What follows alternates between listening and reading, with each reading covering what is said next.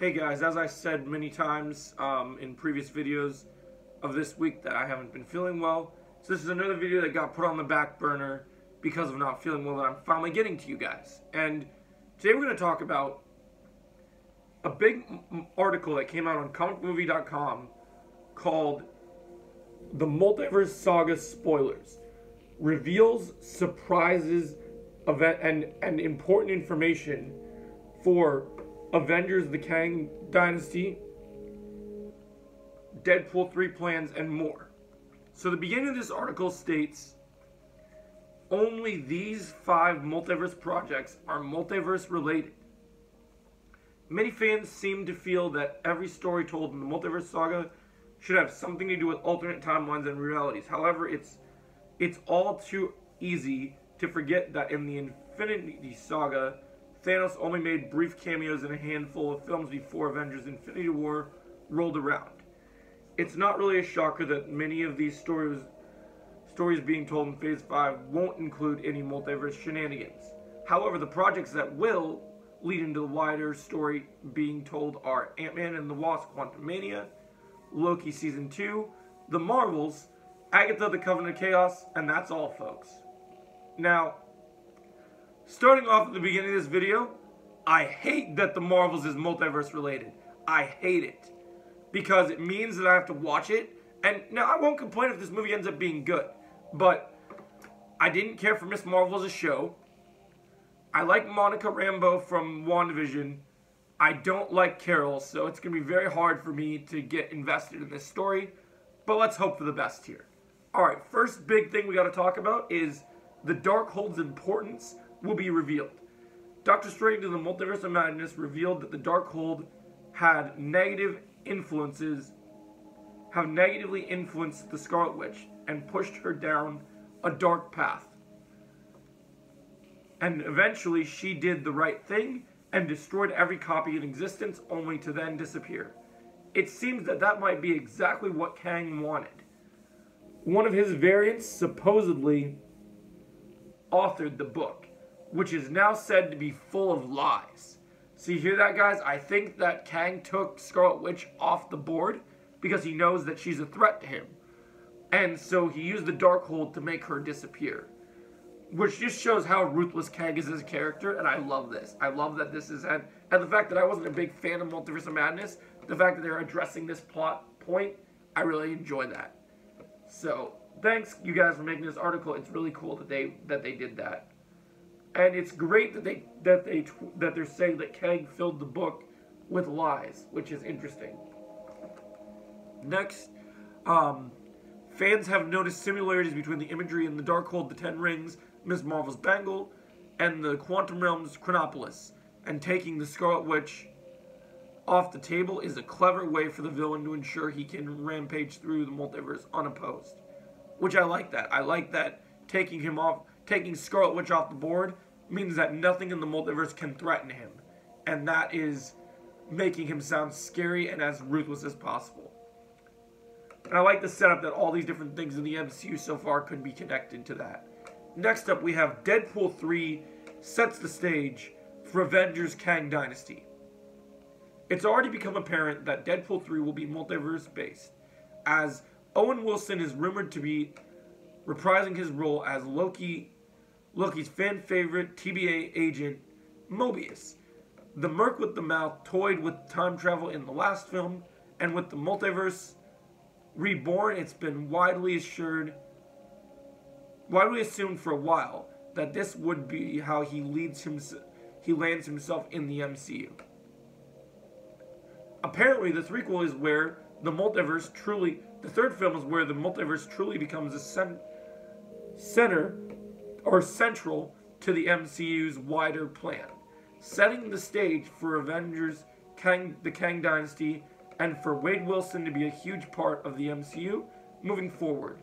We can also speculate about what this means, but Deadpool 3 may well feature yet another Kang variant as well.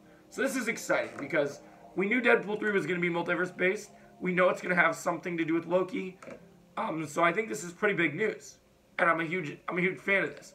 And we're going to be seeing many Kang variants throughout this throughout these different movies. And the difference between this and the Infinity Saga is we had one guy that wanted to wipe out half of reality. Kang is one guy with multiple personalities. So he's across the multiverse as many different forms. So I think this is huge. Alright, next up. An incursion and a shocking new villain. The Doctor Strange sequel went to great lengths to drive home the importance of incursions and even ended with Clea recruiting the former Sorcerer Supreme to help stop one. Many fans have theorized that they will now travel to the multiverse in an effort to stop worlds from colliding, but Earth-16 will eventually find itself facing an incursion with a familiar reality, Earth-838.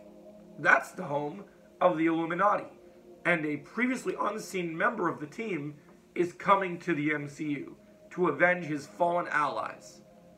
That villain is thought to be an Iron Man variant and the creator of the Ultron drones, which failed to protect Captain Carter, Mr. Fantastic, Black Bolt, Captain Carter, and Professor X from the rampaging Scarlet Witch. Oh, and did I mention Robert Downey Jr. is likely to return to play him.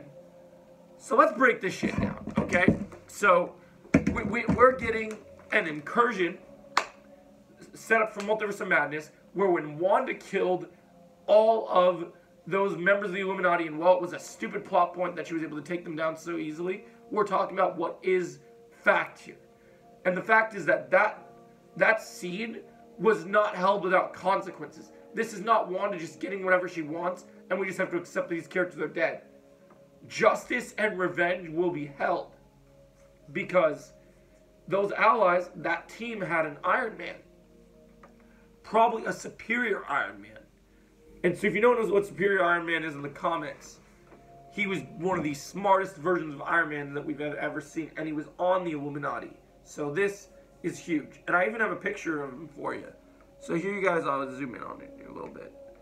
So you can't really make it out. There you can kind of see it. So superior Iron Man has kind of a silver armor. So he could be a new bad for the MCU in a huge event, where you could have in Kang Dynasty, you could have Iron Man, played by Robert Downey Jr., being superior Iron Man, come in and cause havoc with the new heroes of the MCU, and potentially Wanda, as revenge for what happened to Maria Rambeau, John Krasinski's Mr. Fantastic, Professor X, Captain Carter, all of them. He would feel responsible to deal with that, and he'd probably be pissed about his Ultron drones too. So I like this. I love this. This is an exciting way to bring back Robert Downey Jr. And as we've talked about in previous videos, I like the idea of other Marvel characters coming back as variants of other versions and seeing a different take on them. So like them being a villain, I buy into this very heavily and I like it a lot. Let me know your thoughts on this one. Alright, next up on the list, we have the Beyonder and the Watcher.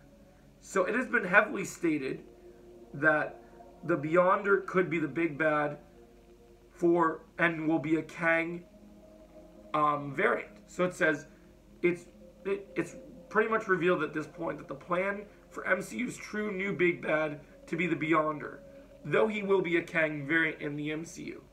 He's not the only major comic book character about to make the leap to live action, however. It appears as if Jeffrey Wright will get the chance to play the Watcher in Fantastic Four. Things have got a little vague at this point, but there's plenty here to speculate about. So one of the rumors of the possibility that Downey will be back as Iron Man variant is by far the most compelling one. Can quite effectively picture the Avenger believing their old friend has returned, only for him to unleash his wrath on them. We do have a couple more rumors to share, however.